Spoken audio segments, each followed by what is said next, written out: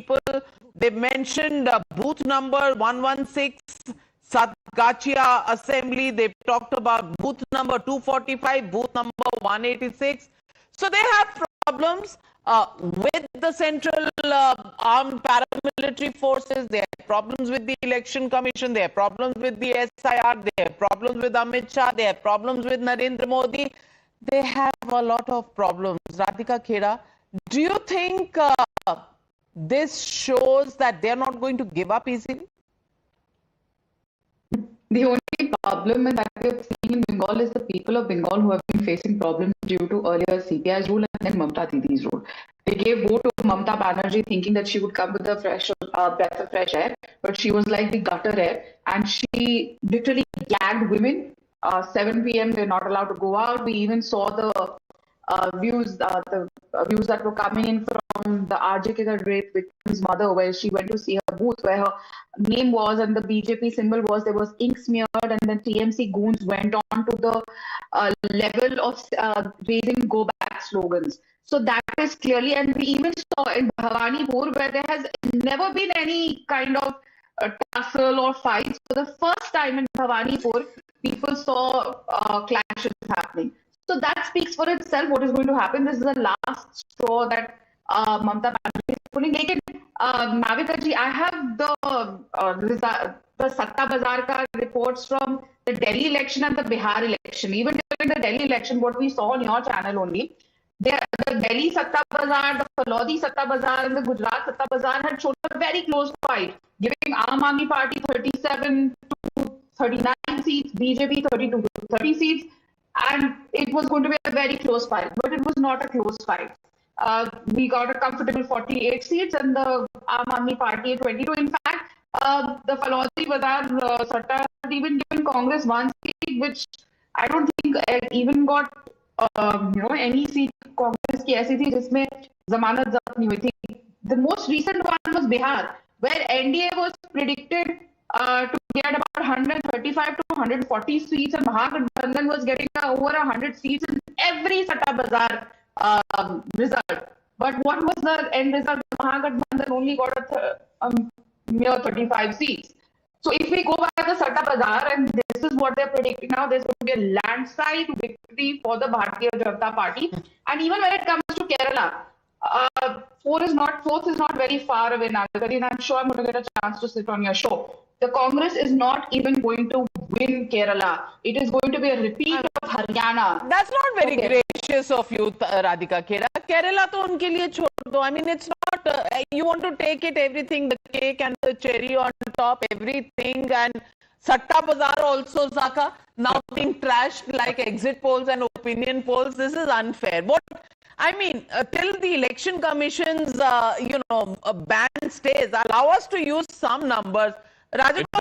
Let's see what the Satta Bazar is saying for Kerala and for Assam. I mean, if what Radhika says is actually right, that let's pull up those numbers. All right. So we've done Tamil Nadu, we've done West Bengal. What about Kerala? Where about Kerala? Yes. So we'll go with Falodi first, of course. The UDF 76 to 78, the LDF 62 to 64, which means after 10 years the UDF is coming to power. Navika Ma'am is smiling. The NDA at 18 to 20, the LDF expected to, lose this time, which means that 18 to 20 seats. That's what I was wondering. 18 to 20 seats for the BJP. Somebody put gold. Rajiv Chandrasekhar is setting up this. Probably now you know that particular Satta Bazar, all the betting parties are BJP. Acha, theek hai. Let's see what Mumbai is saying. This is the Mumbai Satta Bazar. They are again giving it comfortably to the UDF. 78 to 85 there for the UDF. For the LDF, 56 to 66. The BJP 2 to 3, which means again they are saying the UDF returning to power. So after 10 years, Mr. Gopalan, now you'll have to give up government in Kerala and give it to your friends, the Congress party.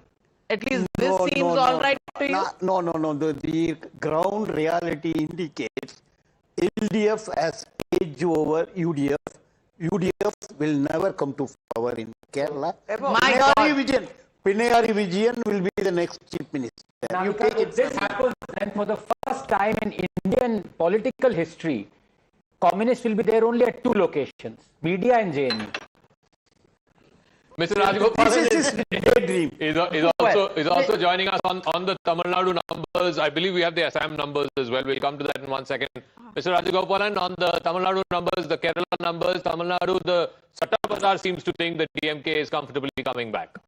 Jaka, there are 5 Tamilians in this panel. Winning the elections, my estimation is 4:1. 4 BJP, 1 Congress, Kerala. Okay. We have the Assam numbers as well. We have the Assam numbers as well. Let's quickly pull them up. This is what is being predicted for Assam from the Mumbai markets. Again, total number of seats in the state, 126. The majority mark is 64, which we all need to keep in mind. At least as far as Mumbai is concerned, they're giving it to the BJP very comfortably, 85 to 92. The Congress at 34 to 38, which means the BJP's dominance remains intact. If that happens, hat-trick Rashid Kidwai in Assam for the BJP, what does that mean to you? Well, I think it will be a huge setback for the Congress because there they have a youth leader in Gaurav Gogoi, but delimitation has played real spoiler as far as the Congress is concerned. Congress has not been able to get its match together in Assam. Okay. Delimitation, the culprit, Sabha? No, I don't think that the Congress. It is Gaurav Gogoi is also leading the party in Parliament. I just don't think.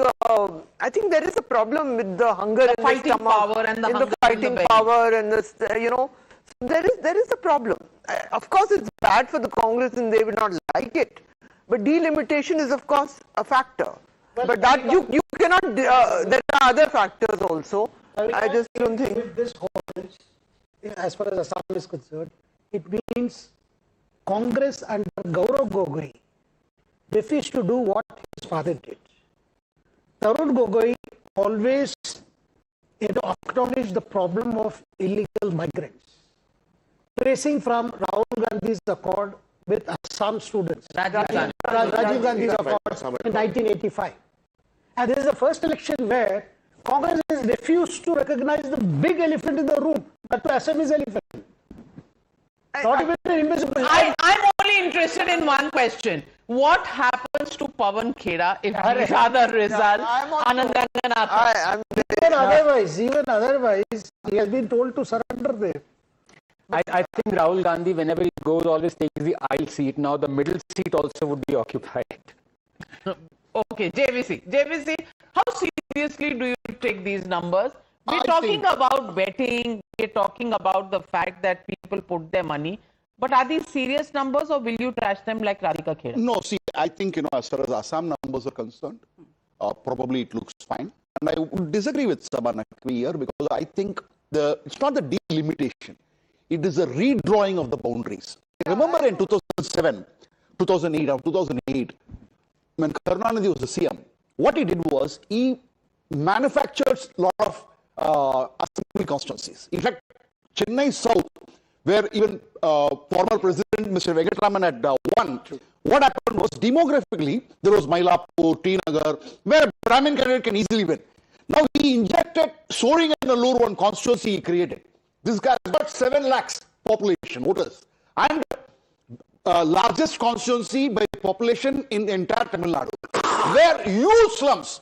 So what he did was, here 20,000 Brahmins, there 20,000 Brahmins, then 1 lakh people who favor DMK. Now likewise in Assam it has happened.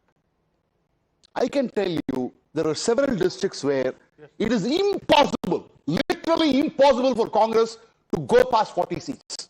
They would not agree. They went to Supreme Court, could not get it in favor.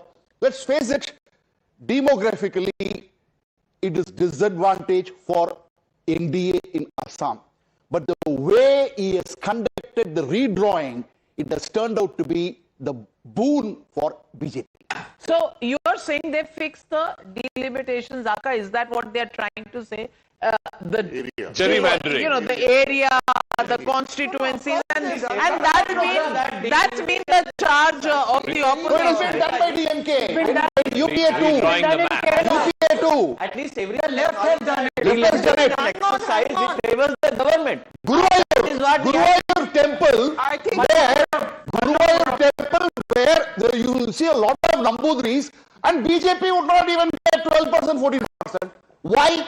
Because a lot of Muslim areas were attacked by the same UDF and LDF. When UDF, LDF, Karnataka did it, it is right. So it's when very Amit Shah Modi does it, it is wrong.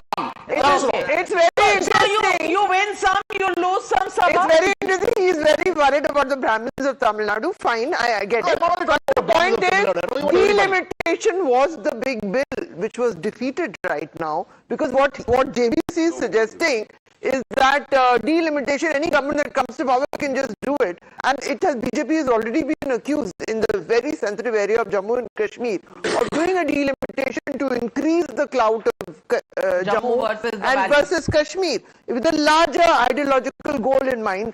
So these are very serious issues, and there is supposed to be a commission to look into this.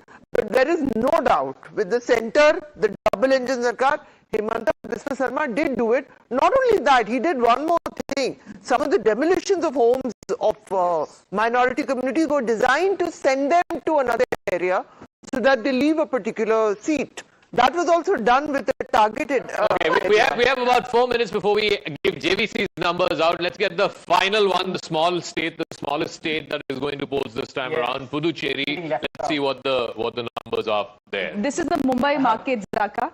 So this is the one that we'll be putting out. 30 seats. Majority mark is 16. What is the prediction as far as Mumbai is concerned? NDA 15 to 18, DMK plus Congress 14 to 17. TVK, a few seats, kitna we don't know. So a neck-to-neck race. Well, okay, resorts again in business in Puducherry. Let me take this question to Sanjay Jha. And Sanjay Jha, whether it is delimitation, whether it is election commission, whether it is CAPF, you know, the opposition has a litany of complaints. But would you want to today actually compliment the fact that people in Bengal have come out in huge numbers and voted 90% at 5 p.m., likely to go up even further, 92 or 93% voting in the first phase, and actually no lives being lost in Bengal. Huge achievement. Oh, absolutely. And I think hats off to the people of Bengal for always being politically very enlightened and active. In fact, that's one of the unique features of Bengal politics.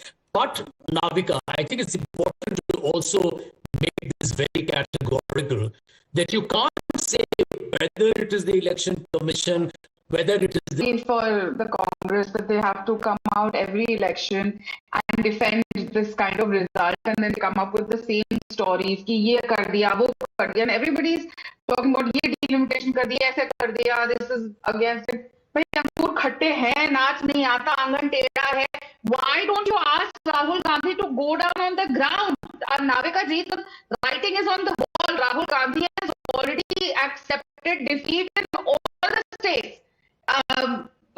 Before me, after me, I'm sorry, when the speaker was speaking after me and giving Kerala also to Congress, but Rahul Gandhi has already ceded defeat there. He's already in Nicobar, not coming back on the 4th on his holiday. If he was winning Kerala, he would be back here in Delhi, but he is not interested. You have a person leading the opposition, leading the Congress party, who is not interested in politics. And then his let him take a holiday, yaar. Why are you begrudging him a holiday? Itna, matlab, he's worked hard in the campaign. He didn't dust. ठीक है, मतलब 2-4 दिन छुट्टी के लिए चले गए. Yeah, and maybe he's back for the celebrations and take credit for it. Factual point, because he's talking about delimitation. BJP won Assam twice in landslide before delimitation happened. So let's get that fact right. The next question is, you were telling delimitation demarcation cannot favor the government.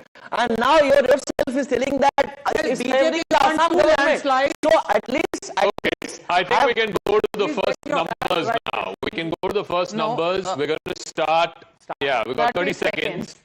So we're going to Count down. Oh my God. Edgy. And we're going to pick up the Tamil Nadu numbers first, or Assam numbers first, or Kerala numbers first. Gentlemen, any preferences?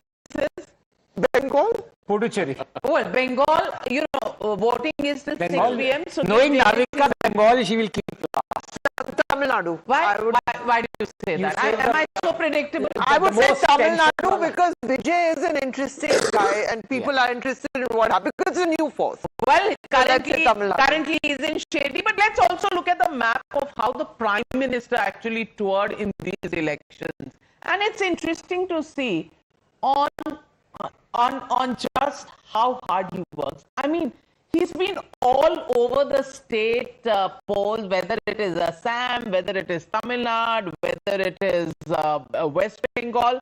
The energy levels that we've seen from the Prime Minister, he just doesn't tire. And on one side, on the other side is the opposition. Well, the first numbers coming up. Well, okay, in just about 5 seconds. Okay, Assam. And we are starting with Assam. A for Assam. All right. We'll go region-wise. This is Upper Assam, total number of seats 34 there. The NDA 23 to 29. The Congress 5 to 11. Not a great showing, and the others are at a 0 under ducks. Upper Assam. Okay, next region. This is Upper Assam. Lower Assam, total number of seats 40 here. The NDA 30 to 35, the Congress 4 to 6, and the others, well, 1 to 3, which means clearly this is going to Himanta Biswa Sarma. What about Central Assam? Total number of seats 32, the NDA at 26 to 27, the Congress 5 to 6, the others 0. It seems there has been very little fight or almost no fight in Assam. So that's Assam for you. Those are the Assam numbers for you. Hills and the Barak Valley, total number of seats 20 again. That's a tie. Yeah, that's a tie. Neck to neck. NDA 9 to 10. Congress 9 to 10. So that is neck to neck. What about the vote share? It will be interesting to see the vote share before we actually get to the numbers. Total number of seats 126. Vote share. NDA 48, the Congress at 38, which means the NDA is slightly bettering its numbers from last time. I think 1%, others getting 14%. Gap in vote shares, and that is humongous. 48% for the NDA, 38% for the Congress and alliance parties, and just about 14% for the others. Not terribly a three-way contest. The overall numbers? And the overall numbers coming up on your screens for Assam. No surprise here. I think there is no surprise when it comes to the overall numbers. The total number is 126. All right. 88 to 101. I think the story finishes there. 88 to 101. So Himanta Biswa Sarma, and it's a hat-trick for the BJP in Assam if these numbers of the exit polls come true. Breaking news, Navika ji. Gaurav Gogai is probably trailing. In his own constituency. In his own constituency of Jorhat. Okay, now that's a big one. That's a big one. Not a big fight. You know, TVC, when if these results do not hold, you will take all the blame. Times now will take none because as it is, we are not very favorites with some political parties. All political parties. With all political parties, that doesn't make us. I think you can say Mr. Khera is gone with the wind. No, that's I don't want. He'll come to Hyderabad. Sabanakwi. Probable 88 to 101. You believe this is the way I don't think there was much of a fight. I heard. Look, there was the most interesting versions that I heard was that there were sections of the old BJP pre-Himanta. You may have also heard that, who were actually unhappy with him, and that in this election, unless the BJP itself cut the BJP, this was. I'm just sharing anecdotes which analysts put out, and that was one way because he was. First of all, he's a Brahmin, which is the first. He's not a tribal, he's not a Ahom. all of this was in the wind.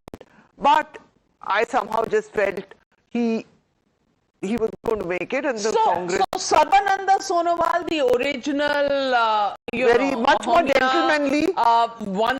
The first time, then Himanta Biswa Sarma consolidating. But just one more thing. Let us, even though Sarbananda won, he was made the chief minister, and I remember Himanta's face at that time, because Himanta opened the gateways of the Northeast to the Bharatiya Janata Party. They took their time giving him the chief ministership, but he was there. And the other way, so he has a very important role. Let's go across. Let's go across to our panelists joining this broadcast. There is Mr. Kalita joining us from the AIUDF. Also joining us is Kamruzaman Chaudhary of the Congress Party. Mr. Kalita, 88 to 101 to the NDA, 23 to 33 to the Congress Party. That's the way Assam looks at the moment. Do you agree with these results? And do you think the Congress is somewhere or the other losing the plot if the BJP actually gets a hat-trick in Assam? देखिए मैं अंग्रेजी में इतना comfortable नहीं हूं, मैं इसलिए हिंदी में आप हिंदी में बोलिए सर। चलेगा दौड़ेगा। चलो ठीक है। देखिए जो आपने दिखाया 88 से 101 ये थोड़ा एग्जैजरेट है।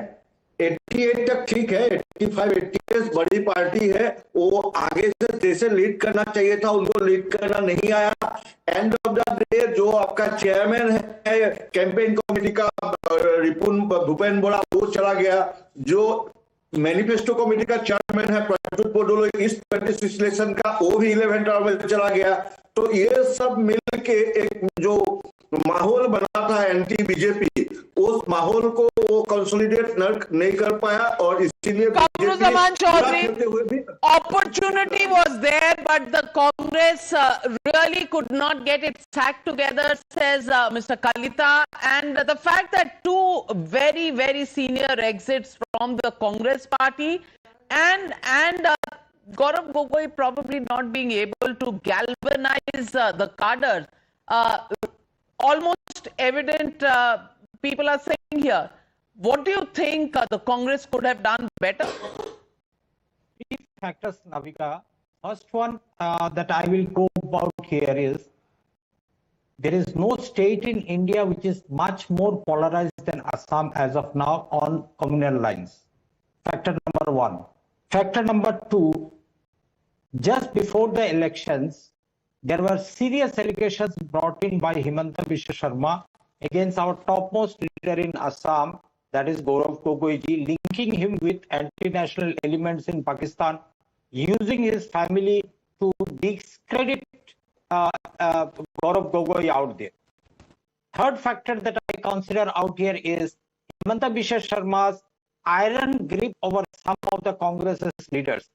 Prior to that, you must have seen some 7 to 8 Congress MLAs had voted against the Congress in the Rajya Sabha elections, though all of them got tickets from the BJP during these elections.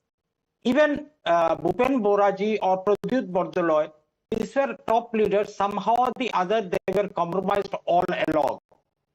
Delimitation is another factor that has helped Himanta Biswa Sarma like anything.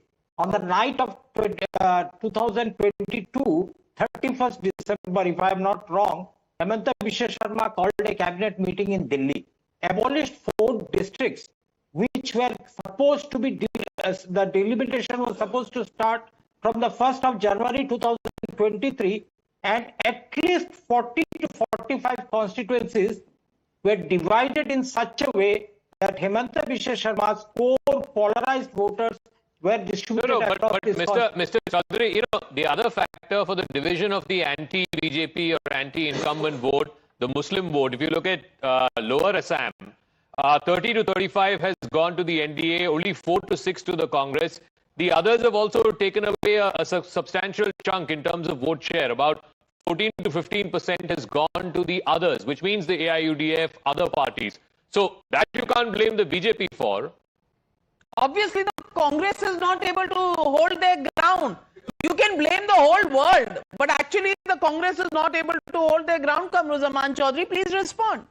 No, Zaka, to respond to your others, it's a hill region seats that account for the others. The BPL and the UPPL and the other. No, the AIUDF is all. You were in alliance last election. This election, you are not in alliance.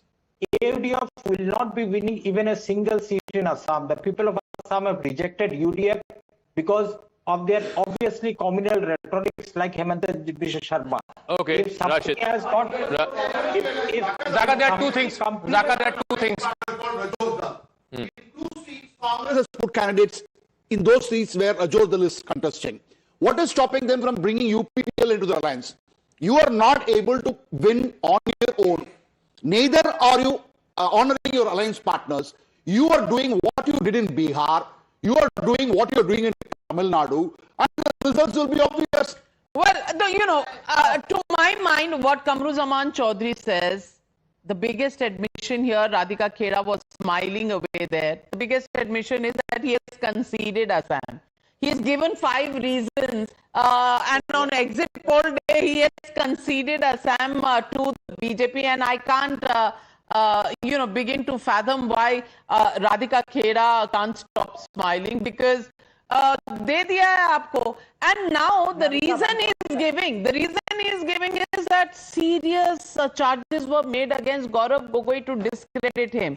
Well, they paid Himanta Biswa Sarma and his wife in the same coin only. Their charges did not seem to have substance, and the Supreme Court. One small point I want to make before Radhika comes in. Many people already, Kamruji has stated this, that delimitation is to do with this. As I say, for the umpteenth time, I remind people that BJP won 2 previous landslides before delimitation happened.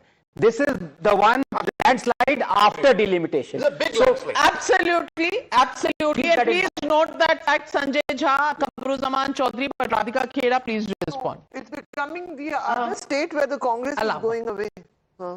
Navika ji, I was looking at the 29th April. On 29th April 2021, the exit polls that your channel showed. That time, NDA was given 65 seats, Congress 59, and the result was NDA got 75 and the Congress got 50. And if we go to the most recent Bihar election, over there also, the JVC exit poll had predicted 135, 150 for NDA and 88 approximately for the Mahagathbandhan. But obviously, the Bharatiya Janata Party got more than what was predicted, 10 more as per your survey in 2021, and even in Bihar we got more. So I am very happy with the reports that are coming in the exit polls, and going by the history, we are going to end up getting more seats. Mark my words, the Congress is not going to cross more than 20 seats in Bihar. What will be interesting to see is that who will the blame go to? Whether Bihar hangover chhod dijiye. Radhika Khera ji, Bihar hangover chhod dijiye. Assam is what you meant. And if you're going to threaten us, we'll say 126 le lo bhai, ladai mat karo bhai. Rashid. Just 10 seconds. I'm only inquisitive about the fact that who will get the blame for Assam? Will it be Gaurav Gogoi, or Gaurav Gogoi will put the blame on Pawan Khera?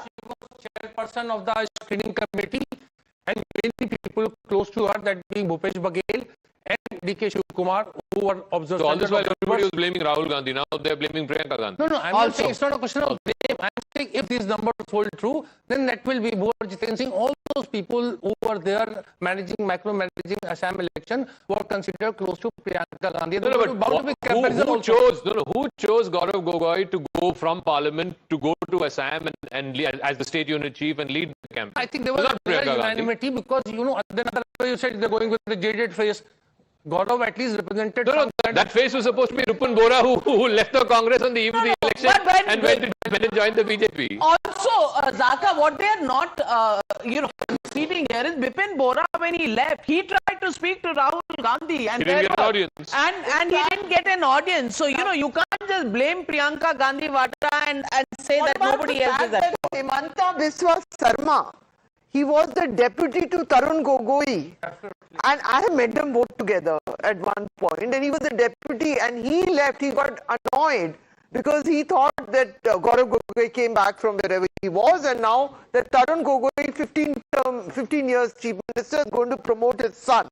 And then he comes, and I remember sitting here in one of those election results, and Hemanta narrates a story that he went to see Rahul Gandhi. The Piddi. The biscuits is there, and the dogs eat the biscuits. Do you remember that? Piddi.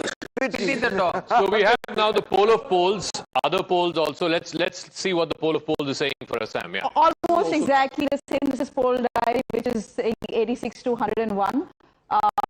For the NDA, for the Congress, 15 to 26, AIUDF 2 to 5, almost the same there. The poll of polls, which means again, it's very clear. The story is very clear. You know, the Congress is faring worse. Ashwini ji, number to dekh lijiye, niche kyun dekh rahe? No, I think this is शर्माइए मत, घबराइए मत. 23 to 33 JVC ने दिया है. दूसरा पोल तो 15 to 26 दे रहा है. एग्जिट पोल 400 में से एक आदमी से बात करते हैं and predict the results. I think this is too premature to talk about it. Wait for fourth में, because there has been ample number of issues in Assam. उसमें से जुबिंदा का एक केस था, migrants का issue है, बहुत सारे issues हैं. There is an anti-incumbency as well. But so one issue that Anand put to bed was the issue of delimitation. BJP has won 2 elections. But delimitation is benefiting. Everyone is agreeing that delimitation is benefiting the government. That's pretty much everyone is agreeing. They have won 2 elections even without delimitation. But it's time to go to the next state. Kerala is the next state. Over to you, Shreya. NDA is its success based on poaching and hijacking. Poaching and hijacking of cadres and leaders. See, Hemanta was a product of Congress. Please lock up your MLAs and candidates better. Buy better locks. Poaching and hijacking. No? Okay. How many of the DMK have you poached, 1 Mr. minute. Balan, this time round? We're going to the Kerala numbers. Shreya. Yeah, let's go to the. All right, we are again doing this region-wise, Navika. We are going with South Kerala first. Total number of seats 53. The LDF at 30. This is the vote share. 38.2% vote share for the LDF. For the UDF, 35.8%. The NDA 19. LDF 17. The UDF 35 to 37. The NDA 1 to 3, the others at nothing. All right. Now let's also now look at North Kerala. It may be a good point to look at North Kerala. Total number of seats 32. Just the vote share right now. LDF 37.43. UDF 43.75. The NDA at 15.55, and the others at 3.25. Should we take a look? Take a look at North Kerala? We've already done that. The seats now 32. LDF 11 to 13%, UDF 18 to 21%, the NDA possibly 1, others at 0. So this is where the seats are going as far as North Kerala is concerned, according to JVC, of course. So South Kerala, the Congress is still, the left is still holding ground, but in central and north part of Kerala, the Congress is taking over. Mr. Balan, you seem to be disappointed. No. It will be proved false. It's based on predictions out of their own fertile imagination. This is your imagination, JVC, please. No. See, let's understand one thing. As far as South Kerala is concerned, it's been a left bastion. In fact, Thiruvananthapuram, you had a mayor, and now BJP has come in. So, as far as South Kerala is concerned, LDF will perform very well, but UDF is not doing well. But a lot of LDF's votes are moving towards NDA. That is where NDA is gaining, as far as South Kerala. Left to right. See, they would say when red fades, Ravika ji, when red fades, it becomes saffron. Okay. No, in Central Kerala, I have a point here to make in Central Kerala. When saffron fades, it becomes green. No. No, in Central Kerala, what happened was BJP has been a party of untouchables. Nobody would touch that party even with a barge pole. Now a party called T20 party. That party is run by a businessman who runs a group of garments. And in Ernakulam, they have a lot of strength. So from nowhere in Central Kerala, From 0, NDA is now at 1 to 3 seats. Now that's because of the alliance that is being forged by Rajiv Chandrasekhar. T20. T20. It almost seems like a cricket team to me. But Christian Sanjay Jha, if the Congress ends up winning Kerala as don't these count the chicken before they hatch. You have given these numbers. See the final number. Let's look at the overall number for the state. The entire state. I have something to say before you can go to Sanjay. Give me a minute. Okay, overall numbers. Let's just take a look at the overall numbers. Number of seats 140, the LDF 52 to 61, the UDF 72 to 84. So it seems the UDF is walking away with it. NDA 3 to 7, and yes, JB. So you have something to say. Magic number is 71. Correct. Now, even in 2011, UDF got same number 72. What if that 72 slips to 69? What if that 72 slips to 84? Then I would say, great job to Satishan, who has done a fantastic job and he's winning. What about KC Venugopal? KC Venugopal. Because of KC Venugopal, only they are at 72. If it is Satishan, it will be 86. Rashid Kidwai. I think if these numbers hold true, then I think there will be a lot of relief in the Congress, because many people in the central AICC, they would want to see Mr. KC Venugopal, who's the party general secretary in charge of organization, to go as chief minister, not so much Satishan. So in the Congress, actually, internal politics plays a very big role. And that is where, it's always Shashi Tharoor and Ramesh Chennanthala and Satishan and, of course, KC Venugopal.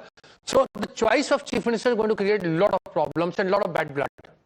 A lot of bad blood? But will they win and lose it, or will they win and form the Kerala, thankfully for the Congress, there is no Ayaram, Gayaram. They're not going to be this kind of, split and people leaving the UDF to join the LDF. That's very unlikely. That's unlikely. To be fair, I mean, in the last 5 years, Satishan is the leader of the opposition. He's the one who really took the attack to Pinarayi Vijayan, exposed him in the assembly. Yes, Mr. KC Venugopal, who's there always within 20 meters of Rahul Gandhi. Well, he's not an MLA. If the Congress wins and if a majority of MLAs support him, then he'll have to go. He'll have to fight a by-election and win. But let me go across to Sanjay Jha. Sanjay, so, Kerala used to have alternating governments for every 5 years. That changed in the last election in 2021.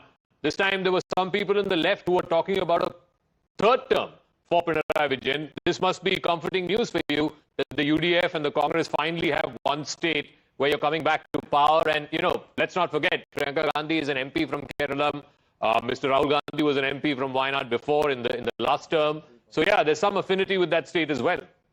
Oh, yeah, absolutely, Saka. I think the Kerala victory, even if a lot of people believe that it should happen because, one, there were many questions being asked of the CPM government. But the bottom line is that trends were pretty obvious. If you go back to the Lok Sabha election results of 2024, it was a clean sweep really by the UDF. I think they got 18 seats. So the trend was pretty obvious, even if you can say that the two elections are voted on different criteria. Bottom line, the Congress has a resurrection. It was, again, creating its own leadership dynamics, unfortunately. But end of the day, I think Kerala is also sending out a message to the BJP that it is not a state that is going to entertain its divisive agenda and give it any scale. They operate within a certain vote bank. And I think the BJP is getting a very categorical message from Kerala that no matter how many experiments they have done, and they have tried very hard to polarize Kerala, Kerala is keeping its gates very, very strong. The guardrails of secularism is still alive. To me, that is the big news emerging. That has come in for Kerala, and that is P Mark. And P Mark also gives it much closer between LDF and UDF. It's 71 to 79 for the UDF, and it is on the other hand slightly more close for the LDF, more 62 to 69. That's rather close. That's rather close. And Anand, do you think that can change things? Yes, it can. But if it goes the UDF's way, then let me say for the first time in 70 years, India would have its political landscape without a left government. Mukt Bharat. Yeah, it would be communist Mukt Bharat for the first time in 70 years. But you know what Sanjay keeps on harping... Not a Congress Mukt Bharat. Not a Congress Mukt Bharat. Well, Shekhar Iyer wants to come in. Rajagopalanji coming to you. Shekhar. Well, this election, we will have to also take it into how the communities have responded to this election. Yeah. It's a big factor. You are showing North Kerala, where the UDF has done very well. That's largely because of the Muslim League. But what has happened in central and southern Kerala is the Christian votes have got divided between the LDF and the Congress. That is why some of the exit polls are showing very close contests. Because what has happened is the polarization has happened between the Muslim vote and Christian vote also, not just the Hindu vote.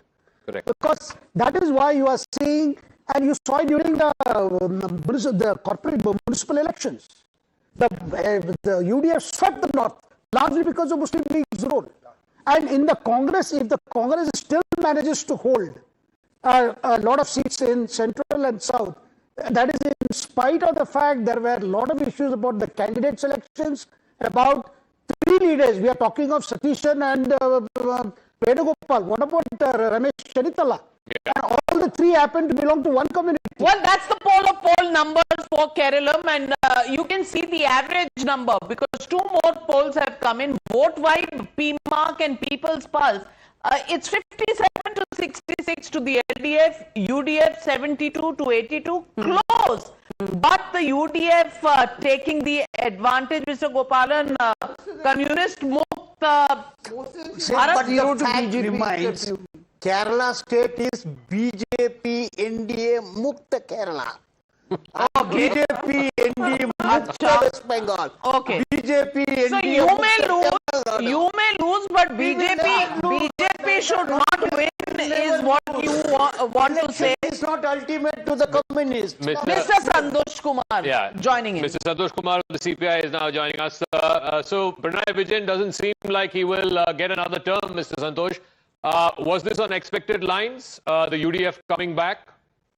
No, see, we are still hopeful of retaining the government in Kerala. And let me tell you, be patient till 4th of May. How can you replace the exit poll results with the actual results? Once again. The direction in which the state has moved, you can quibble with the numbers, but directionally, 5 polls are suggesting that Mr. Vijayan is out, UDF will come to power. Let me add just one sentence. What happened in Madhya Pradesh? The exit poll predictions in 2023 was completely in favor of the Congress party. And you know what happened? And what happened in Chhattisgarh?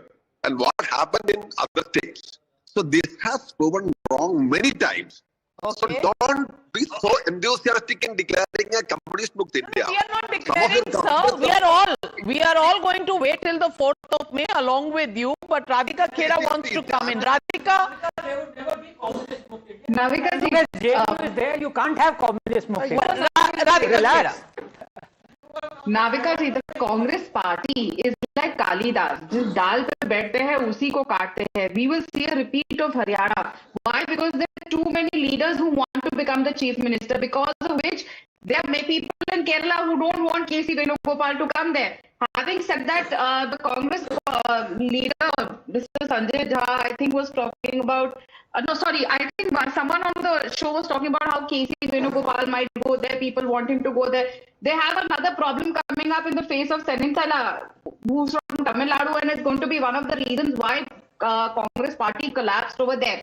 But having said that, what is going to be interesting to see is that the tussle between कौन मुख्यमंत्री बनेगा और उस वजह से हरा देंगे, despite the fact that Kerala is a state that saved Rahul Gandhi from embarrassment from being out of Lok Sabha. Till date, Rahul Gandhi cannot speak 2 words in Malayali, let alone his sister, and his sister has a track record. ठीक है, आज वो जीत के आ गई हैं, but where elections are concerned, whether it was UP, whether it's Assam, everywhere she goes, Congress loses. Okay. I am telling you, Mr. Rajagopalan wants to make a point quickly before we go to the next state in 2 minutes. Yeah, Mr. Rajagopalan.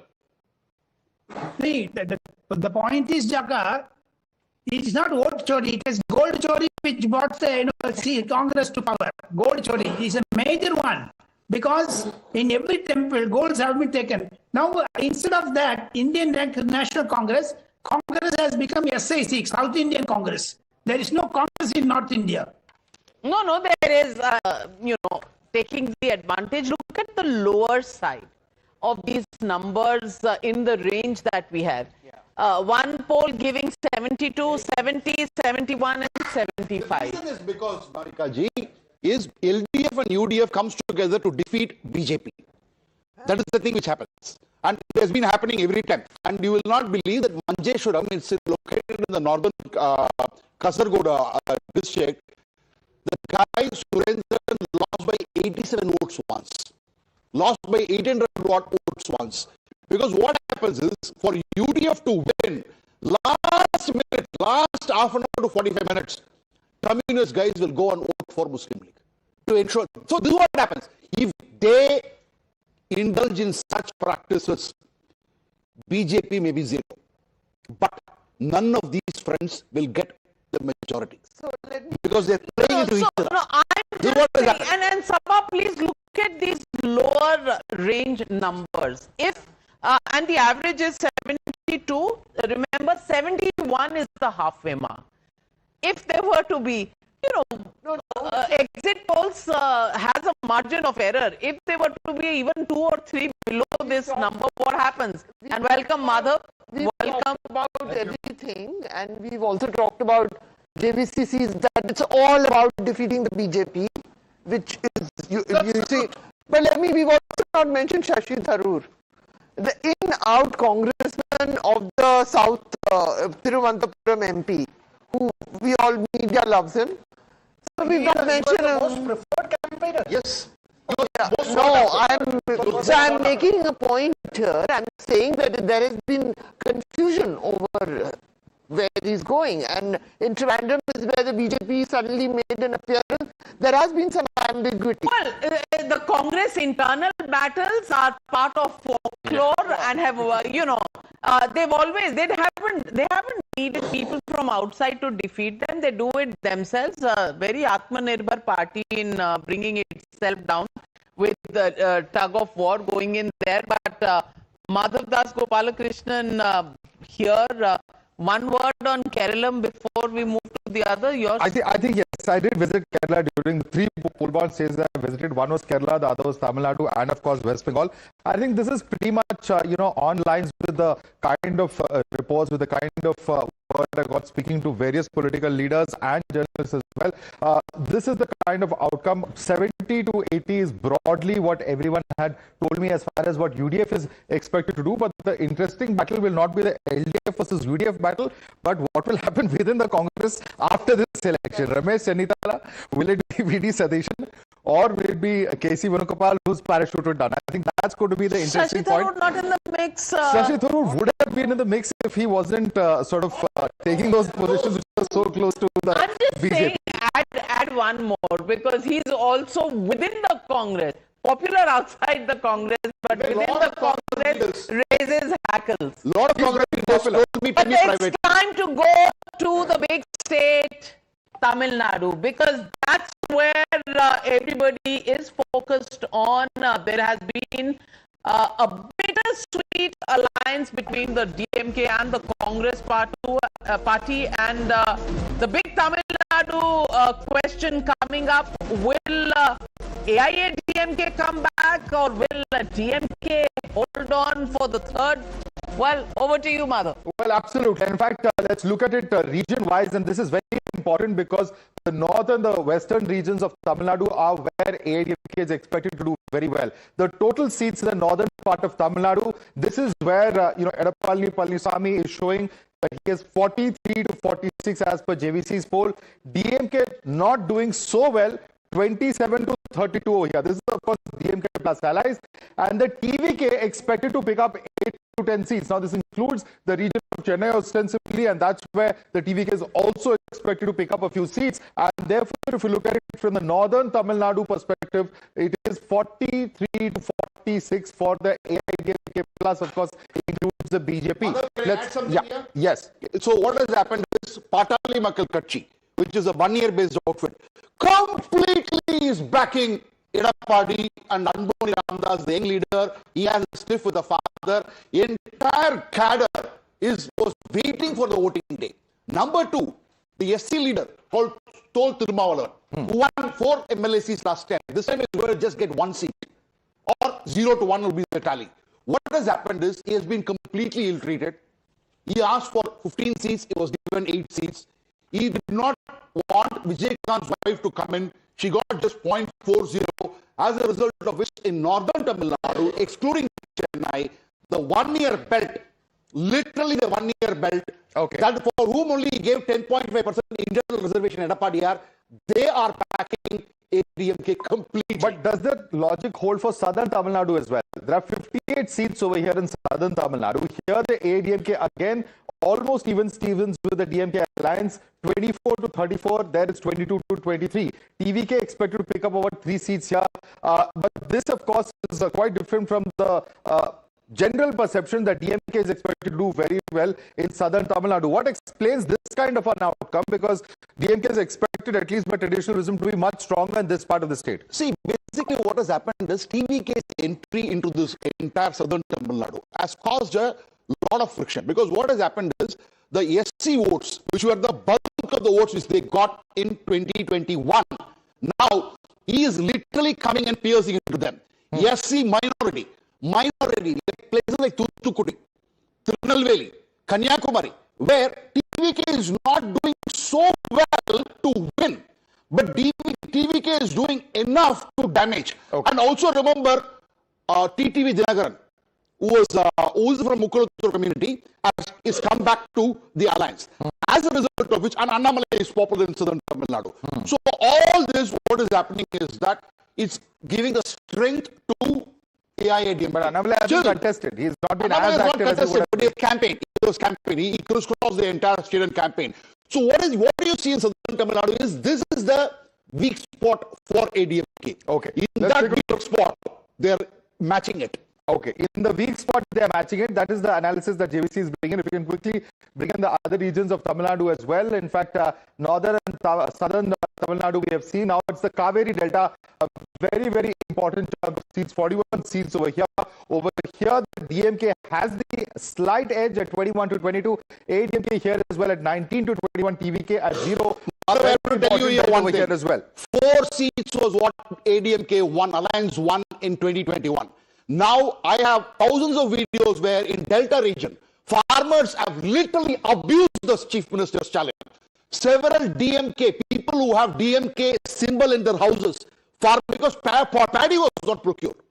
In acre, Jayalalitha's period, 30,000 rupees per acre was the compensation. Edapadi paid 25,000.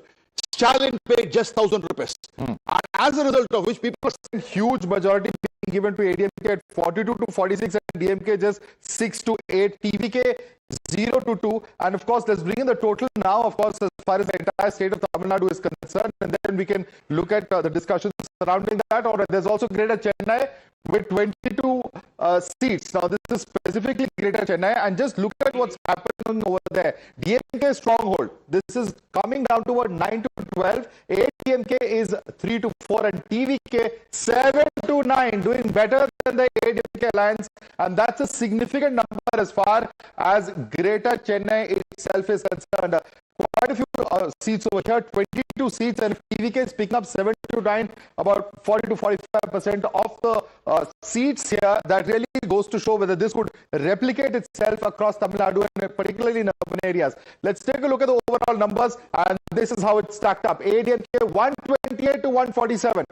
DMK alliance 75 to 95, TVK 8 to 15, and that's as far as the total seats of 234 are concerned. Harish, your analysis, do you agree with this, that ADMK is going to sweep in the north and the western regions of Tamil Nadu? Do you agree with this? I beg to differ, and I want to make sure outrightly we want to reject this, which has been given as an exit poll. As far as the ground reality is concerned, whatever the welfare measures which has been penetrated length and breadth of Tamil Nadu will make sure to bring back the DMK back to the power. But single-handedly, they will be going for 130 plus. And with an alliance, they will be having an 170 plus will be our projections. And it is the ground reality. Each and every measures which are cutting across each and every section have been penetrated deep down the south and the north. And I don't want to go inside the JVC's predictions, which has always been, I don't want to give a false narration. The poll numbers is here, and let's take a look at what the other polls are also showing so that we get an average number. Absolutely. And in fact, as far as the People's Pulse is concerned, clear majority to the DMK alliance, 125 to 145.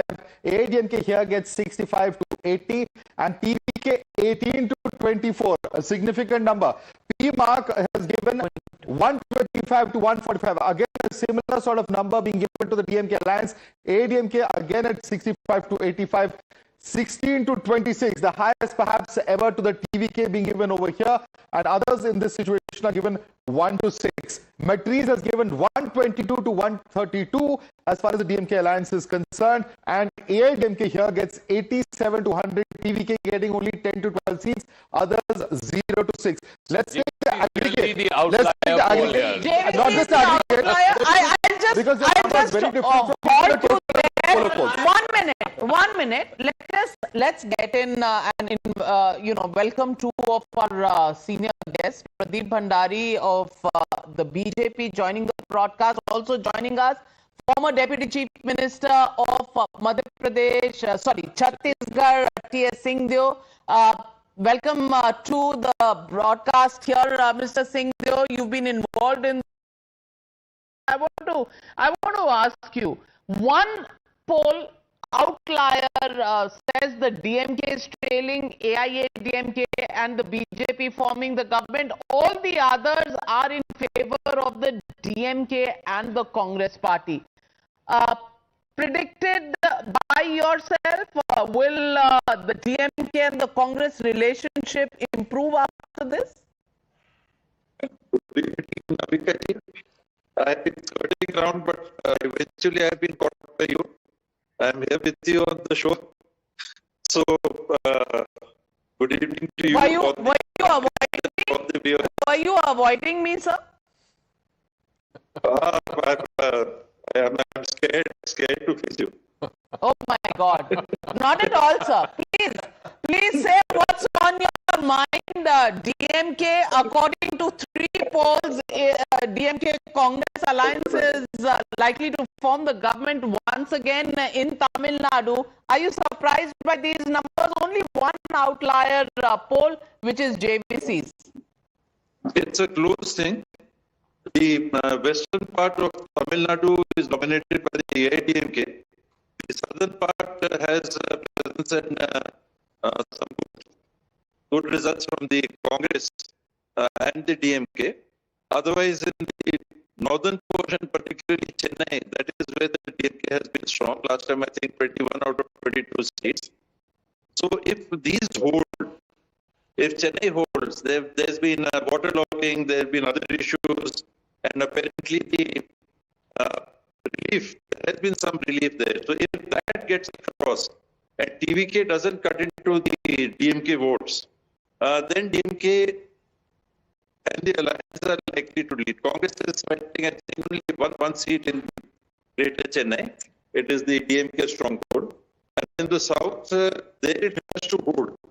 The TVK was likely to take away some votes.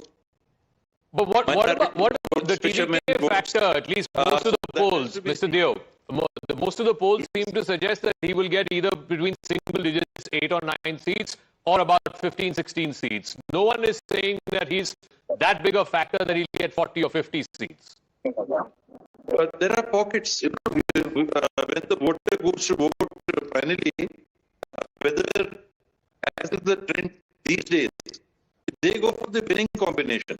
They support somebody, they may have strong inclinations for somebody, they may want to vote, but eventually they go for deciding this guy is winning, that guy is winning, so okay, we'll vote for them. He is not forming the government. So there has been wide speculation regarding the TVK from, let us say, 15, 20 seats to 130, 40 seats. Okay. So it's very, very difficult to speculate on that factor. Okay. That apart, it's been a close fight. It's a close fight. Well, Rahul Gandhi and Stalin did not share a stage through the course of the Tamil Nadu campaign. And if whispers in the DMK are anything to go by, Khela Hobe, within this alliance after they win this election, and that those being the whispers. But I like the fact that Mr. Singhdev knows that's likely to happen, and he's smiling. At least you have a sense of humor, Mr. Singhdev. But Pradeep Bhandari. I've been following JVC's prediction, and particularly for Tamil Nadu. Going with TVK, there's no Jayalalitha. A lot of women are also voting for TVK. Are these numbers then realistic? Either the JVC scenario or the others then? Well, I think the poll of polls is more closer to the indication, because what the poll of polls indicate is if TVK is getting whatever is being shown, then he is hurting the ADMK more than DMK. But TVK's focus has been on DMK. See, that's something that is sticking out. If you are a TVK inclined voter, you are less affiliated with the DMK, you're less affiliated with the ADMK. Which, I mean, this is the $1 million question. Who will he hurt more? Will he hurt DMK or will he hurt ADMK? The way the last 2 months have gone in Tamil Nadu, he will hurt DMK more. He will hurt DMK. Because Vijay has been put through a hell. He could not hold his meetings, he could not hold his rallies. After the Karur incident, in all he addressed only 14 meetings against 80 by Stalin and against 100 something by EPS. He could not even campaign. If despite that we are seeing such figures, that means there is somewhere there is an upsurge. But which way is it going? How is it converting into seats? Those are the big mysteries of this election. Rather just the price. If you recall in Bihar, you had the media and a lot of people are speaking about the quote-unquote Prashant Kishore factor. But when the final voting had come out, you saw that it was a pure bipolar election. So again, reiterating, just a 4% swing is needed. We are very confident, and on 4th May, you will see an NDA government coming back to power. It will not be 100%. Bhandari, is that the politician speaking, or is this the... This is the psephologist politician speaking. In another avatar, in another life speaking. No, this is the psephologist turned politician speaking, because data as well as the ground sentiment suggest that NDA is coming back to power. But I thought you were camping in Bengal. I am. So this is what I'm telling you, what I'm hearing from the ground from our Karyakartas in Tamil Nadu. Bengal will see a sweep of NDA. Rashid Kidwai, who do you think TVK will hurt? DMK or ADMK? I think that's a $1 million question, but it's hurting I'm asking you the $1 million question. So it's hurting the BJP ADMK alliance. I think JVC numbers may be right, but the alliance may be different. The winner would be different. But both the how can the numbers be right if it's inversely proportional? Yeah. So he will get that number right, but the party will be different. Okay. Dharani, I think Salem Dharani of the DMK is also joining us. So Dharani, this is the poll of polls. 3 polls are saying your alliance will win. JVC's poll is saying your alliance is wiped out. You're 75 to 95. The poll of polls suggests it's a very close fight, 112 to 129 to DMK alliance, 86 to 103 to ADMK. But the $1 million question everybody is still asking is, how many seats will Vijay get, and who will he hurt more, your party or the ADMK? Firstly and foremost, I have others exit poll data as well. For example, Chanakya strategies, which predicted DMK to get about 145 to 160. Further, Agni says DMK is going to get about 169. Axis poll also says they're going to get about 150. which means, and then we have our internal survey which I have access to, which also says that we are going to get more than a certain big majority, big majority. Right? So which means that it's very clear we're going to come to power. I have spoken to people across the streets in Chennai or in Tamil Nadu, interior part of Tamil Nadu. People have voted for the schemes of my chief minister, and I don't think anyone even said yeah, DMK. When it comes to opposition to DMK, it was always split. It was either the new party, it was either the NTK, and not everyone felt that the opposition to the DMK was naturally the NDA. That was not there. The opposition to the DMK was actually split because people did not want to trust Mr. Edappadi Palaniswamy also, which is, or rather, they didn't trust him at all. So you're saying TVK will not hurt you at all? Rajagopalan, do you agree with him? Because Salim Dharnidharan says TVK is only hurting the AIADMK, and on the panel it's been called the $1 million question. TVK will hurt DMK because DMK wanted to crush Mr. Vijay's popularity emotionally, financially, and also. Why should DMK bring this wife of Mr. Vijay, Sangeeta? Why should they do with Jananayakan? Why should they with Karur? So therefore, my point is, DMK is on the weak side. I am very, supportive of Mr. JVC because I also do some sort of research on Tamil Nadu. This is my 45th year of doing it. DMK is not returning to power. It is up because confused Rahul Gandhi created a vacuum in Tamil Nadu. Because of Rahul Gandhi, DMK is being defeated. Because Rahul Gandhi wanted to go with TVK. He dumped the DMK at the last time. Has Rahul Gandhi's prevarication cost the DMK some amount of political advantage? Firstly and foremost, results are going to come on May 4th. Exit polls have shown us in positive. So what is the... Okay. Okay. Please leave out me as a Tamilian. You never get me. You are more a Punjabi than a Tamilian. Please, go ahead. No, but a couple of things. Look, yes, the vote would have been extracted from either DMK or AIDMK, but let's not ignore the anti-incumbency factor. So I'm inclined more towards the fact that Vijay would take more out of DMK than AIADMK.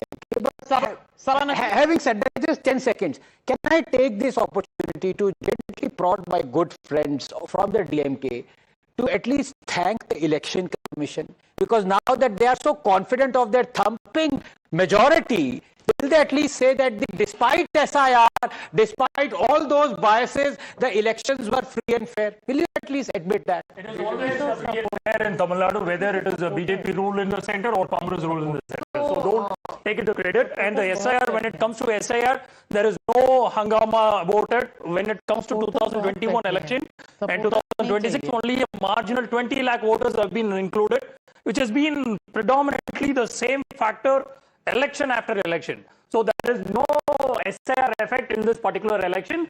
When it comes to new voters, almost 14 lakh voters have been newly enrolled in this particular electoral, which can shift towards TVK.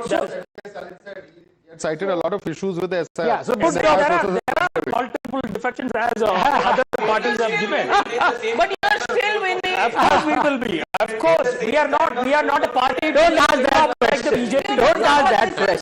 This is slightly To be fair, you should ask Salem that they will not thank the election commission. If they lose, they will blame the election commission. You can't have it both ways. Decide today. Are you winning? Of course we are winning with dumping. Then should you say thank you to election commission? How come? Why should you tell me a clear answer? It is their duty. It is their duty to make sure to clean the electoral.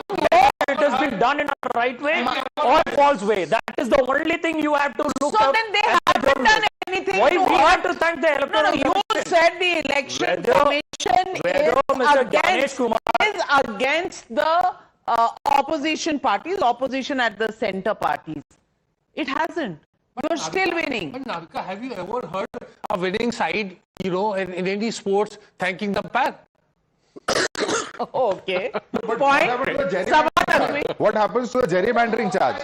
That's clearly not happening. I don't believe that you can link what has been done with the SIR all over, including the logical discrepancy. I don't think you can delink it from whatever result comes. And I think, and the Congress and the DMK has just ruled it out entirely, that he will ever go to the Rajya Sabha, because one minister of theirs got into trouble because of some conversation that he recorded. All of that is history, and that a whole I haven't understood this at all. There are too many riddles in this about.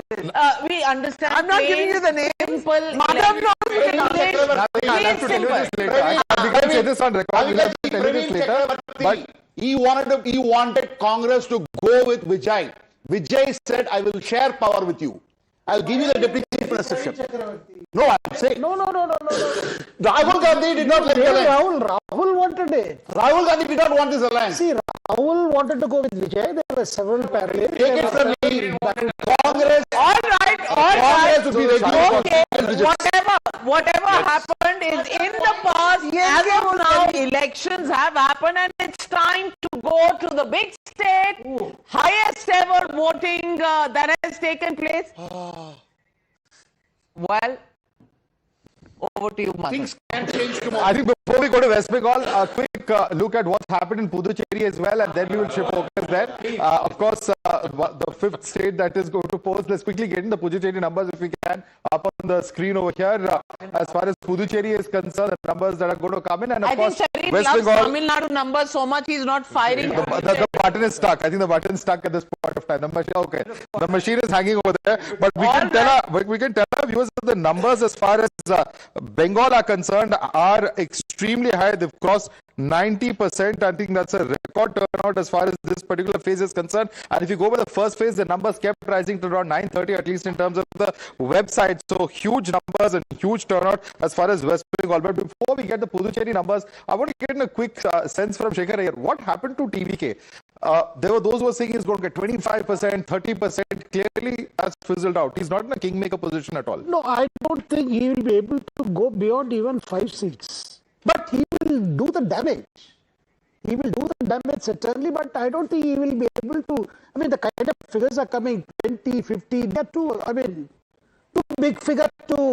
Well, we must look at the poll numbers as more and more polls are being added. In fact, Access My India is still not added to this number, and Access My India has given it wholly and squarely to the UDF, higher range than this. These are still the older numbers that are coming up.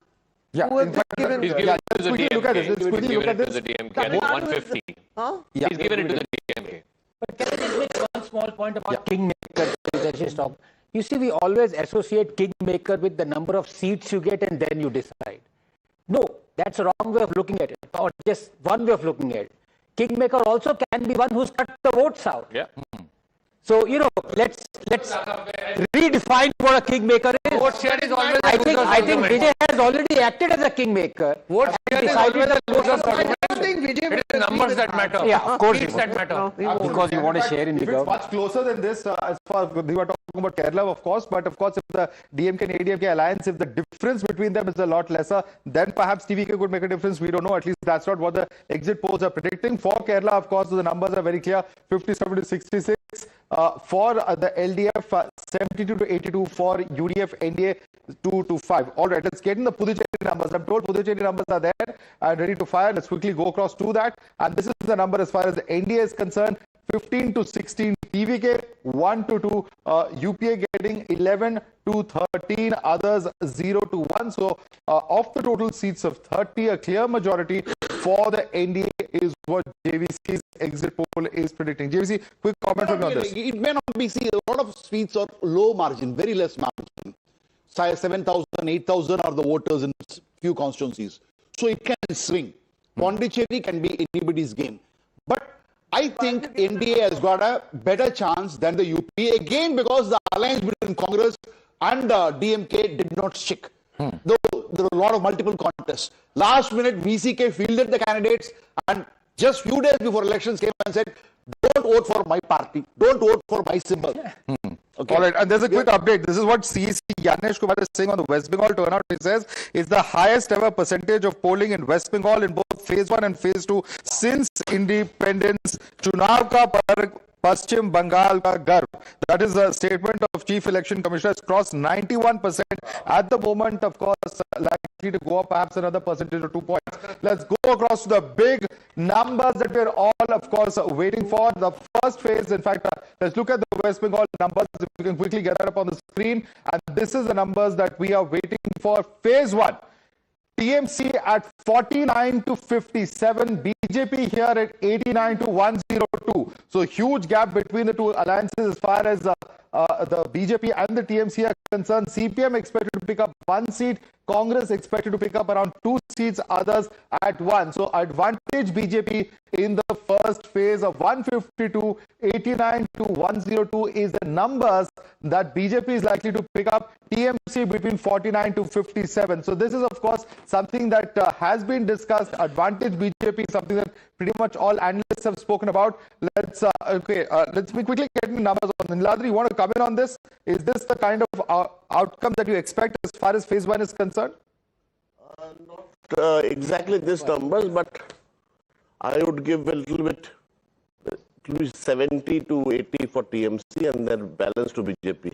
70 to 80 for TMC and balance to BJP. So there you're saying it's advantage TMC even in the first phase? Yes, yes. It's advantage TMC? Yes, definitely. So BJP not expected to do well. Pradeep, you agree with that? First of all, at the outset, I think something which has to be acknowledged, that for the first time in the history of Bengal elections since 16 assembly elections, 0 incidents of killing in an election has taken place.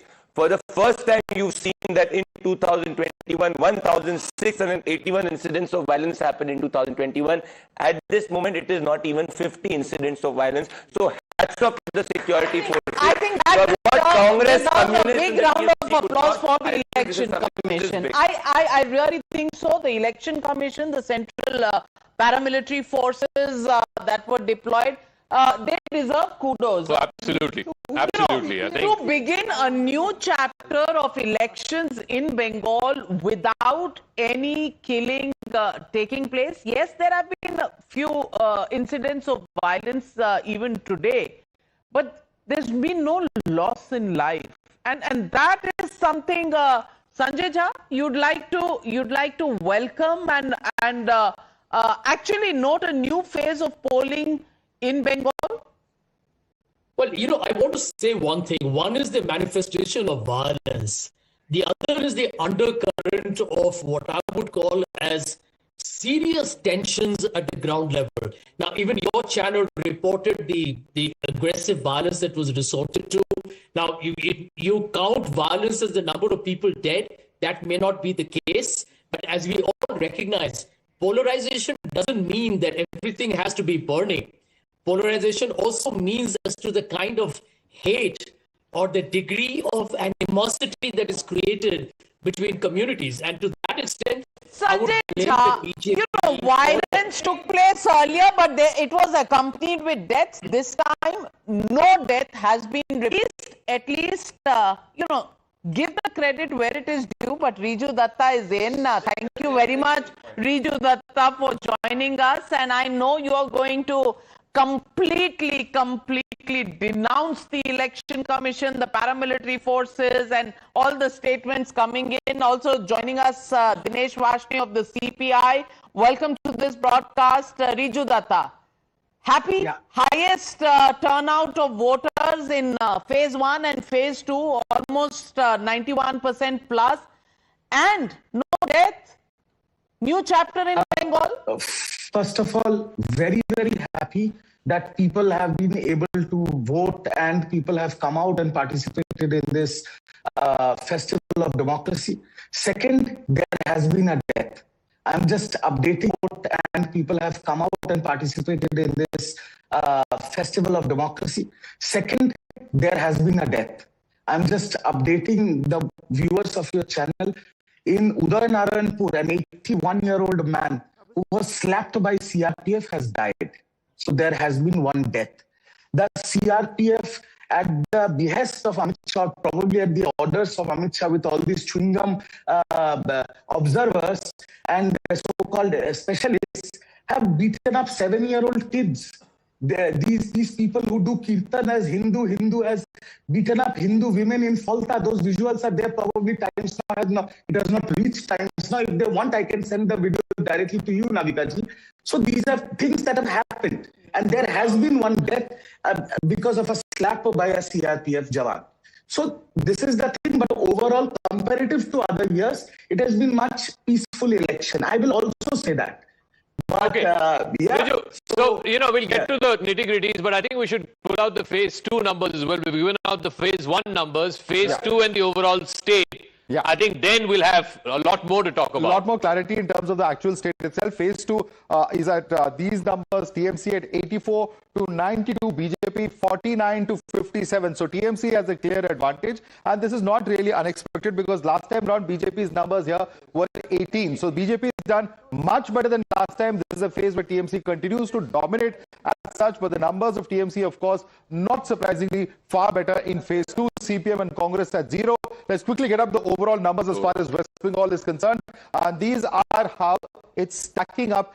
BJP gets the advantage at 138 to 159, TMC 131 to 152, CPM 1, Congress 2. JVC, explain these numbers because you have given a clear majority to the BJP. But very close. But still very clear. It's not a clear majority.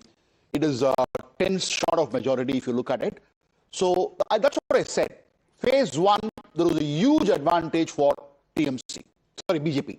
Phase 2, it's all there because how much can BJP run? They ran, but have they crossed the finishing line or are they left behind? We might have to adjust the numbers also. So these are another final numbers you're saying? These are numbers which we got by 5 p.m. today. Because, and also raw numbers, we just fed into the whole thing and gave. We didn't do any analysis, nothing, quality checks, nothing. So if you have whatever data we have collected, we have got, we have been able to pump it. That's it. And also told your team that if we find some discrepancies, we will correct it tomorrow. Because we wanted to release it today. But largely, you think directionally the BJP is ahead? Yeah, but we need to look at how much BJP has breached today. Because South Pakistan and all they would not have breached. Okay. But couple of things. I think when it all started, since you've given a detail, let's it's very interesting. I would like to know which is the CPM. Yeah, I'll give you. Please tell me, and let's hold you to your words, and tell me the Congress seats. Since you're being so specific. Well, as you go through the seats, Dr. So before the exit polls were out, I predicted 2 slides and 2. If it is this far, then, sometimes it turns out to be a wave election, and I don't know if we are seeing a wave election. Our surveys have not been able to get answers from people. Okay, one at a time. First of all, the second phase is very important. In the last election, it was only 18 seats.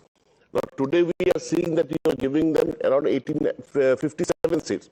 10% vote share jump would be very difficult for BJP, at least in this phase. Therefore, what you are saying is that these are raw numbers. In the second phase, I agree completely with the fact that first phase may have been very close with TMC and BJP neck to neck. And BJP a little bit ahead. You are saying that even though last time BJP there was 59 and TMC was 92. Yes. If they can improve so much in the first phase, why are you saying that it's not possible to do so in the second phase? Now we have to understand the demography of the land. The second phase is the TMC's bastion. The second phase, South 24 Parganas, North 24 Parganas, Howrah, Nadia, these are TMC's bastion. Okay. And this has all been right. all throughout. Okay, I'm coming to you. Riju Datta, it's very, very close according to JVC's poll. These are raw data. He says corrections will be made as we go along, but extremely close. And that's what we're seeing on the ground, at least in terms of the rhetoric that's coming out. Bahut jhagda hai bhai. That happens when it's very keenly contested. Okay, Navika ji, just give me 2 minutes of your courtesy. First thing I want to say that in 2021, the poll of polls gave BJP 147, Trinamool Congress 143 in 2021. Trinamool ended up with 214 and BJP 77. And then some exit pollsters, I don't want to name or blame anybody, they ended up crying on national TV. In 2024, the poll of polls gave BJP 28 seats and Trinamool Congress 14. And you can verify it. Trinamool ended up with 29 and BJP 12. So my only humble submission is that there should be, I think it is high time that all over all the media channels and everywhere, the people who are conducting exit polls, with all due respect, there should be some sort of accountability. Number one. And number two, my last submission is this, that after giving BJP's full might in Bengal, Pradhan Mantri for the first time in a state election said, I am on the ticket, mere ko aap vote dijiye. So if these are the numbers, and if these numbers hold true, then BJP is forming the government and Trinamool Congress is losing.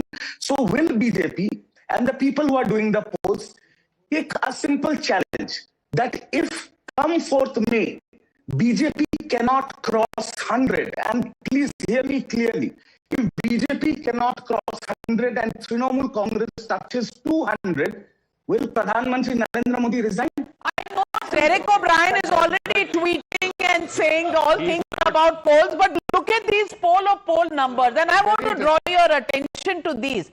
Just go through it, Madhav. It is like a cliffhanger. Pretty much as far as CPM, Congress and others are concerned, that's not really going to play a major picture. I'm just going to focus on these two columns, because if you look at each poll, each one has painted a vividly different picture. Look at Madras. They are saying 125 to 140 for TMC, and BJP gets in this scenario 146 to 161. One of the highest, including P mark, which is 118 to 138 for TMC, and similarly for BJP at about 150 to 175. So these two polls are predicting a clear majority as such as far as BJP is concerned. If you look at People's Pulse, they are saying 177 to 187 for TMC, BJP at 95 to 110.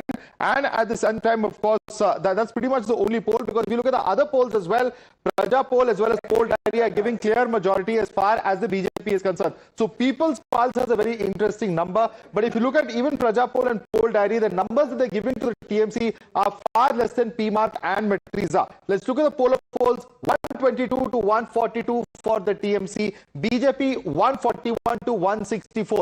So BJP a slight advantage over here as far as the halfway mark is concerned. Perhaps if you take the aggregate of the poll of polls, and of course has the advantage. But I have a question. If we have a larger number of voters, notwithstanding the voter percentage, but the actual voter share here about 20 lakhs ahead more in the first phase, and that's expected to be a similar trend in the second phase. Is this not a wave election? Can one really say so? And if so, would it not be a completely landslide? It would be this close. Is that really possible? No, the problem with these projections is, BJP doesn't have that kind of a thing to, win in the second phase so many seats. See, from 18, you can't jump to 100 plus. Hello. See, what is, I'll tell you, the People's Pulse, where I see Mamata crossing the half-line mark, getting 20 more, that looks more realistic. Okay, Pradeep Bhandari is now sharpening his claws, and he's going to come out gunning for everybody. Come on. First of all, Navika ji, the spokesperson of Bobby Hakeem peddled fake news. It was an AI-generated video. No CRPF has slapped an old man. That is do not. I was saying, is Bobby Hakeem not the part of Trinamool Congress? Has he resigned from? He is not. Is Bobby Hakeem not? Are you a Navika ji, I let's get to the point. He's a TMC man. Spokesperson or not is besides the point. Stop being a TMC stooge out here. get to the point. Let's get to the point. Complete your point. Yeah. First of all, it's fake news. No CRPF Jawan has slapped an old man. It's a AI peddled video which is circulated by Trinamool Congress. Point number 2. Please note this down. Not just the BJP will cross the majority mark, the BJP will emphatically one way win this election. He was absolutely correct, because in 2021, 1,681 incidents of violence was there. This is why Calcutta High Court had to say after elections, there is no rule of law, law of the ruler. This time the goons like Jahangir and the goons of Trinamool Congress were not able to scientifically rig the elections, except 2 booths of Falta where you will see voting happening again. Now to Shekhar Iyer, 38% is what the vote the Bharatiya Janata Party got in the last assembly election, which was a 28% jump in the last election. In 2024 assembly Lok Sabha projections, if you add the projections, we are sitting at a base of 90. We just need a 4,000 seat increase to touch a base of 40 in 140 in 40 seats. Now coming to it, in the past also it has happened in Bengal. Recall the jump of Trinamool Congress by 15% between 2006 and 11, where the voting had increased by 4 percentage points. Here you are seeing voting increase by 8 percentage points. Study 16 assembly elections in Bengal. Whenever the voting has jumped by more than 4%, you have seen an anti-incumbency vote. So not just the BJP will win. He is making a fair point. He is making a fair point. Look at the change between 2016 and 2021. The BJP grew by leaps and bounds from 10% of the vote to about 38% of the vote. Can't they do it again? And the highest ever voter turnout happened in 2011. Is it history repeating itself? Can I come in, Navika ji? Yes, sir. Questions are to you, sir. Yes, see, rather than going into this nitty-gritty and these numbers, which I completely disagree, and I don't even give these numbers the worth. The paper that is printed on is probably worth more than these numbers. But again, I will say one thing. Pradeep Bhandari is extremely confident. Good for him. According to these numbers, BJP is forming the government. He does not have to align chairs anymore. He will probably become a minister or something. Good for them. All the best. One question. Being a studio Bobby Hakim. You know what Bobby Hakim said? He wants to make Calcutta Muslim majority. We'll not let that happen. Do not worry. You will not be able to make counting also this time. Navika ji, undue advantage from the studio. Can I finish my point? No, there's no. That's why I keep inviting. I keep inviting you to the studio, Riju Datta. Pradeep, allow him to speak. Allow him. Yes. So again, I will go back to my question. Okay, 1 minute, gentlemen. Take a deep breath. Pranayam kariye. Pranayam kariye. All right. Please lower the fader of the studio. Riju Datta. 45 seconds to Riju Datta. Let him complete his point. Pradeep, I'm coming to you. Hold on. I just need 10 seconds. Rather than giving all these bombastic dialogues on your channel, does Pradeep Bhandari, the BJP spokesperson, have the guts to say that if BJP does not cross 100, Narendra Modi will resign? Finished. End of conversation. You don't believe the numbers. You don't believe the numbers. Well, let me. Goa में जिसको देश के हर कोने में 0 मिली और इसको बंगाल की जनता भी सत्ता से हटाएगी। दिनेश वाशने बंगाल की जनता तोड़ेगी। इंतजार करो तुम। Dinesh Vashne also on the show. Left parties not making any significant inroads into anything here as the numbers are stacked. CPM 0 everywhere. Congress.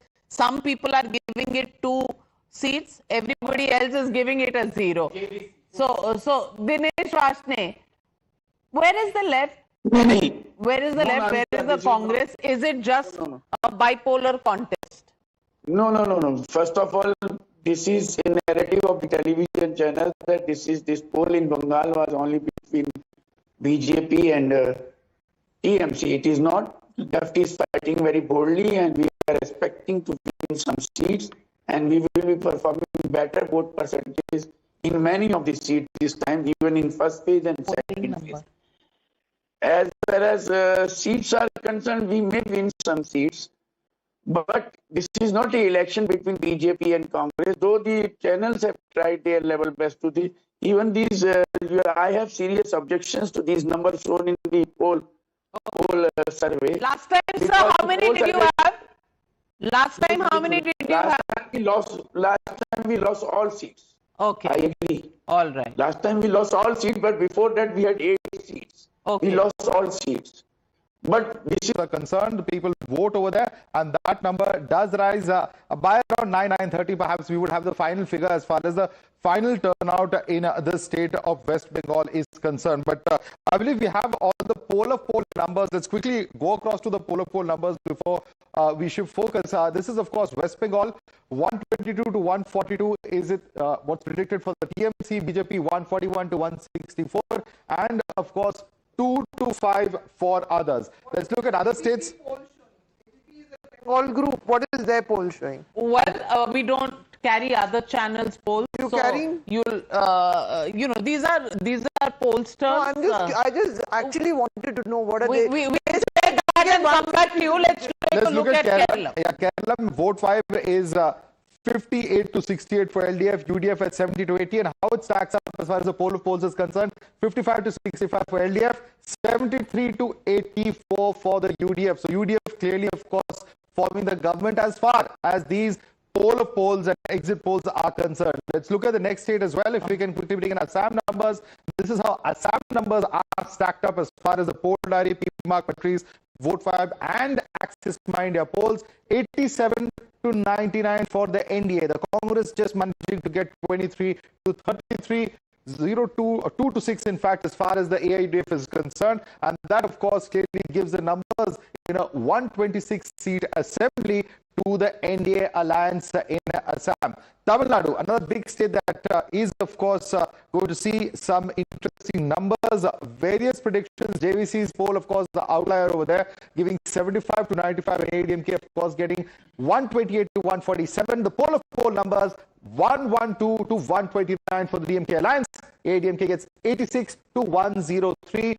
TVK, which was expected to make a huge splash, gets 13 to 19, and others get 1 to 5. So this is how the poll of poll numbers are really stacked up as far as the 4 states that are going to the polls are concerned. And of course, there is also, of course, all right.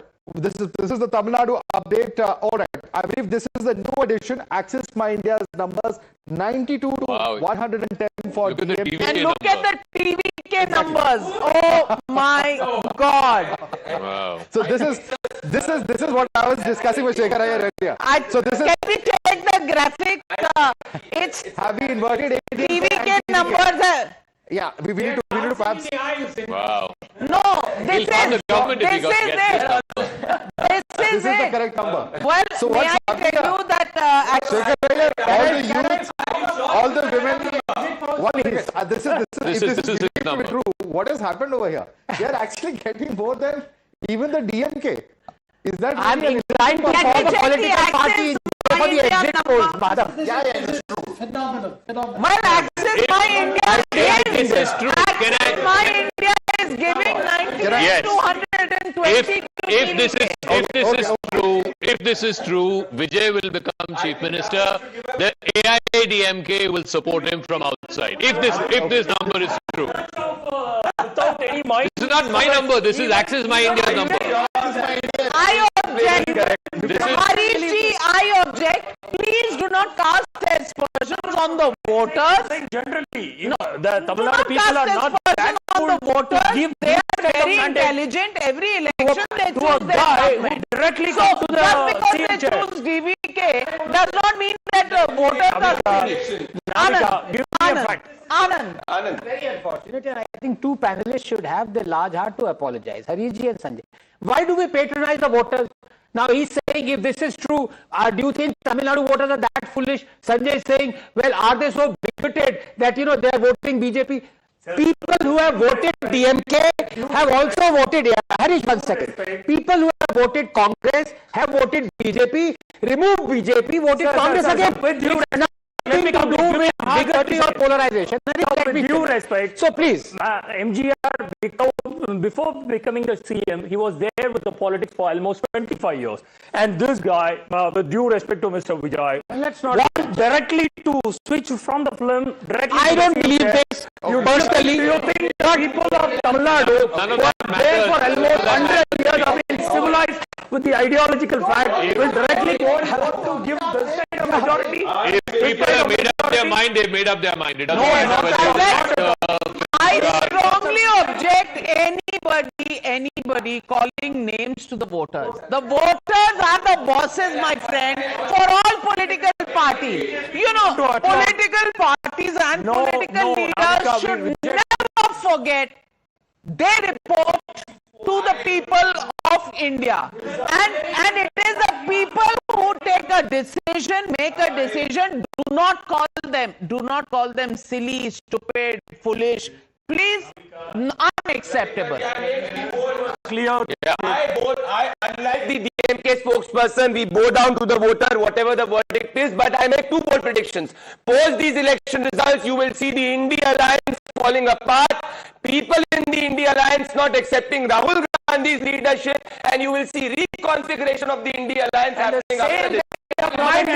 Given on 1 minute. Even before Bengal elections were concluded. Harish, 1 minute. Can I speak? Pradeep Bhandari, the BJP was busy getting people over from other political parties in the opposition. Even while elections were going, we don't have to wait for elections for that to happen. आप किसी भी मौसम में ले सकते हैं दूसरी तरफ से लोगों को. ये शास्त्रों में लिखा है. हाँ. और हम सब कल पैदा हुए थे, ये भी शास्त्रों में लिखा है. On this number, I just want to come in. Yeah. About this, it looks very, out of this thing, character out of place to see that TVK making that big. But we know that this has happened in 1983. NT Ramarao did it. And so there is always a novelty factor. I always believe when I discuss with Zaka that for TVK it's now or never. So there cannot be a sequel, there cannot be a remake of that. Absolutely. And in southern states, film personalities have held an attraction. MGR, Jayalalitha, NTR have been phenomenons of the past. Shekhar Iyer, you can't disagree. You cannot compare NTR and Vijay. See, that is a problem. And also, don't forget the one elephant we are not discussing in the room. How much of money the ruling combine has spent on each voter, apart from the announcements in the manifestos. How much of money Jagan spent, Jagan gave. See, the point is that nobody, I don't think any one of us, I have to tell you that Vijay's support, the noise is so much. The noise is so much. But when we had to go to the rural villages, that is where we found that his support was shallow. But on the streets of Chennai, in the urban areas, so many people were shouting Vijay, Vijay, Vijay, unprecedented. We don't know, we are completely out of time. I can just sum up these elections. Assam, well, most polls saying goes to the NDA. Bengal, the jury is out, extremely close, extremely keenly contested. One poll is an outlier which gives it to the TMC. All the others show a close contest with the BJP. Is one right or all the others right? We don't know. Tamil Nadu, one outlier which gives it to the ADMK and one gives it to TVK. All the others give it to the DMK. Even Stevens, there's a lot of discussion that will happen. Khela to roz ho raha hai. Kerala, well, most people saying the UDF is coming in, LDF is going out. It will be a communist Mukt Bharat after that. And Puducherry, advantage NDA. That's the way it's stacked. Ladies and gentlemen, of course, remember to be with us all evening today as we look at these numbers. And of course, 4th of May, the Election News headquarters here on Times Now. Because it's not done till the results actually keep coming in, pouring in on Result Day Live. We'll see you then. Thank you very much for joining us on this broadcast. Zaka? Good night, and our coverage continues right on the other side. Pranesh will be here. The national picture. There's been some big, bold predictions. India alliance will collapse. Will that happen or not? We'll know right on the other side. Stay with Times Now.